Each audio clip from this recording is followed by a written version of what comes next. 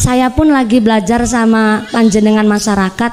Terkadang maaf nun sewu, banyak orang punya pemahaman saya lulus dari Indosiar, keluar dari Indosiar terus bisa ceramah sedemikian rupa. Nggak semudah itu Bapak Ibu. Kalau ngaji hanya sekedar mondok di Indosiar, internet sekarang lebih pinter Bu. Masa ngaji cuman modalnya lewat internet? Apa besok di akhirat Mbak Google mau tanggung jawab?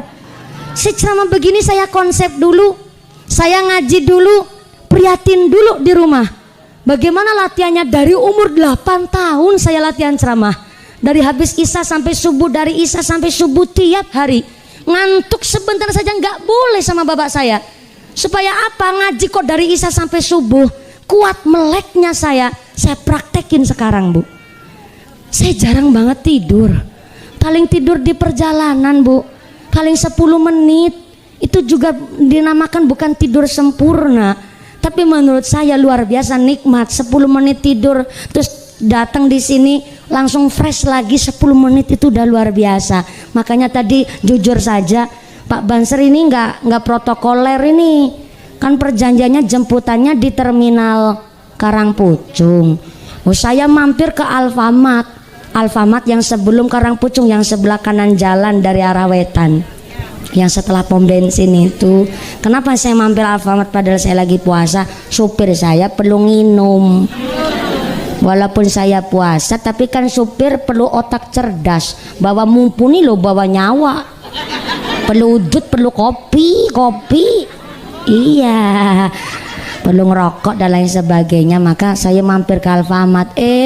Banser weruh mobil saya menggok ke Alfamart, dijemput di Alfamart. Belum pula pakai kaos kaki saya.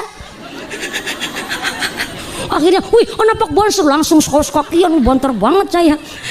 Ya nggak apa-apa sih, saking semangatnya Pak Banser. Baru lihat mobil saya dari terminal, kayak mumpuni kayaknya, langsung dijemput ke Alfamart.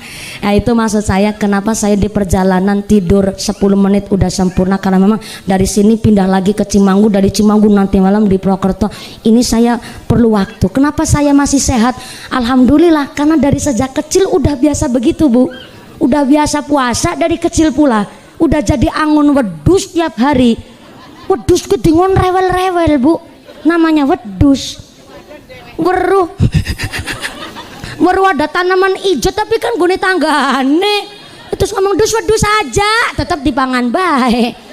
Saya jaluk ngapura. Saya dari kecil juga jadi bakul es lilin keliling. Saya jadi bakul es. Kemarin saya ngaji di Desa Pabrasan, Kecamatan Sampang. Bareng saya udah dewasa. Ada orang ngasih duit 1.200 tenggulo. 1.200 perak. Saya bingung, ini duit apa nih? Ame duit 1.200. Si perasaan saya bukan tukang parkir. Parkir aja sekarang 2.000 masih kurang 800 kiwong.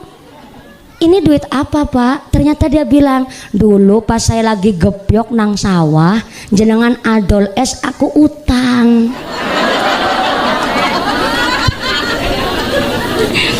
Saya malah nelangsa Bu, ya Allah, ini orang masih kemutan, punya utang sama saya 1.200. Tapi saya ketika disarutang barang udah dewasa, saya dikasih duit 1.200, ternyata itu orang masih kemutan. Dia utang sama saya. Ini satu teguran dari Allah. Mumpuni kue kelingan, kue kecilik, kue urip perkasa, kue anaknya wong orang duwe, kue pangon wedus, kue bakul es. Ketika ditegur saya, nyarutang 1.200 bareng saya udah dewasa. Itu kan satu teguran bagi saya. Supaya saya jadi mubaleghah yang tanggung jawab, yang harus andap asor tetap tawadu, walaupun udah dibilang sama MC juara 1 berulang kali itu terlalu memuji saya, membawa nama baik Cilacap dan lain sebagainya. Saya tetap bakul es, saya tetap bangun wedus. Kenapa? Saya diingatkan dengan ada orang nyarutang 1.200 supaya saya jadi mubaleghah yang tetap andap asor, yang tetap tawadu, yang tetap rendah hati. Saya menyampaikan begini, maaf Bu, namanya putra putri panjenengan pun ketika ingin besok kelak jadi orang yang sukses, mampu membawa nama baik orang tua, ajarkanlah prihatin, ajarkanlah hidup yang sederhana. Walaupun jenengan wong sugih, walaupun jenengan orang yang kaya raya, tetap ajarkan anak adab asor, tawadhu, rendah hati, supaya pun besok kelak besar jadi orang sukses, tetap orang yang membumi, orang yang rendah hati, orang yang mampu mendem jron junjung dur karo wong tua. Amin Allahumma. Dina langsa kulalah. Soalnya terkadang banyak orang lihatnya cuma mumpuni keluar dari Indosiar, gak semudah itu Bapak Ibu. Indosiar itu kata kiai saya batu loncat, lantaran sebagai wasilah saya dikenal oleh masyarakat. Tetap dari rumah saya belajar latihan prihatin pun saya harus mondok Bu. Gak sekedar saya ceramah modal dari internet, cuma denger ngutip dari mana, nggak bisa, harus mondok dulu. Saya sampai 26 tahun tua kaplak begini saya juga masih mondok. Saya mau tanya nih Bu, Assalamualaikum. Jenengan kalau pernah marahin anak, kiai saya bilang, maka salah satu cara untuk memisah orang tua yang suka tukaran marahan pasea sama anak, salah satunya dipisah rada jauh. Kalau udah dewasa disuruh merantau, cari ilmu, cari rezeki. Masih anak monggo dititipin ke madrasah, dititipin ke pesantren. Bu, anaknya Pak Rudi yang nomor pertama saja mondok di Ihya Ulumuddin di Kesugihan. Saya yakin nih kalau di Karangpucung orang tua pasti paham. Kadang orang tua maaf agamanya kurang mencukupi, maka anaknya dititipkan ke pesantren. Itu salah satu cara untuk mendidik anak kita supaya dewasa. Bocah di pesantren pasti anak sadar. Sadarnya gimana? Akan berpikir dewasa. Ya Allah, ternyata begini ya rasanya jadi santri, kayak iwak gurame. Tiap hari dipakani cacakan kangkung. Saya di pondok pun dulu nggak kerasan saya. Kenapa nggak kerasan? Ya gane kangkung dicajak dilomboki kalau diuyai wungkul. Kan persis kayak iwak gurame. Begini nemen ya Allah, rasanya jadi santri kayak iwak gurame. Pancen bener ya Allah, iwak sing paling enak sengalam dunya, masakan paling enak sengalam dunya. Gue masakannya mamane. Aku njaluk ngapura, sering bantah karo mak, sering ngomong elek maring bapak, utawa kula kurang manut karo wong tua. Aku njaluk ngapura ya Allah, muga-muga bapak mama ke kula diparingi sehat panjang umur, ben ngesuk aku balik kang pondok bisa nyicipi kangkunge mama ke.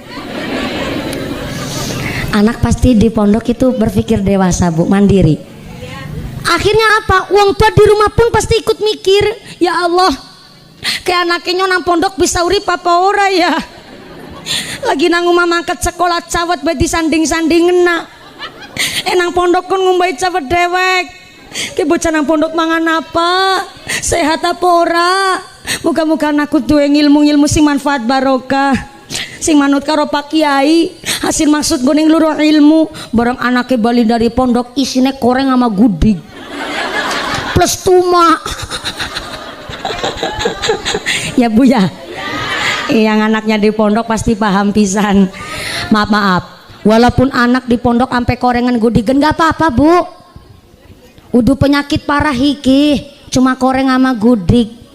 Makanya namanya santri pasti habis bekas mur sama baud. Tapi walaupun santri korengan gudigen, justru namanya santri ngerasakna pahitnya. Bagaimana rekasannya cari ilmu sampai korengan sama gudigen tuh, justru naik lagi kemeroyak kayak gue gatelan. Ibu tahu bahasa muyer gitu, luar biasa paham betul ini. Mune gatel nganti kemeroyak muyer pisan.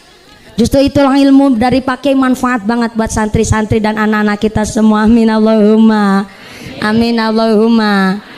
Tapi jangan salah ya Bu, ini maaf, kita harus menghilangkan vonis dari masyarakat begini. Maaf, ada anak nakal dibuangnya ke pesantren, giliran anak pinter di sekolah ranking siji, orang tua bilang, anu bahasa Sunda kalau manggil anak perempuan apa? Neng, kalau kamu di sekolah ranking 1 maka akan tak masukin ke sekolah favorit. Rata-rata begitu. Tapi giliran anak bocah nakal, bocah bodoh, wong tuane ngucap bocah nakal pisan, tak lebokna pesantren gue. Begitu di masyarakat. Emang pesantren itu ngebuangan bocah nakal dableg. Saya sebagai penghuni pesantren saya nggak terima tuh. Pesantren di sini ngebuangan tok. Kita masyarakat orang tua punya prinsip begini, harus cita-citanya. Neng, kalau kamu di sekolah ranking siji, maka saya masukkan kamu ke pesantren. Gitu. Jadi anaknya ya ilmu umumnya pinter, agamanya kuat. Jangan malah pesantren cuma buat buangan anak nakal. Kejadian nih, ada anak 15 tahun, maaf, hamil di luar nikah. Masih usia SMP. Bareng anak itu lahir, bayinya lahir, orang tuanya menghendaki anak ini walaupun udah jadi seorang ibu tetap kepingin melanjutin sekolah. Didaftarin di sekolah negeri nggak keterima, apalagi yang favorit wong anu wis duwe anak. Akhirnya apa? Jalan akhir dimasukin ke pesantren. Ternyata di pesantren ora gelem ngaji, ora gelem salat. Kancane murojaah dhewek ora gelem, kancane apalan dhewek ora gelem. Malah metu saking pesantren nakalnya luar biasa. Akhirnya masyarakat pada mengvonis, ih bocah santri kok kayak gue ya, bocah pondok kok seperti itu ya, kiai ini kepriwe sing nggonen didik, kiainya yang si disalahin.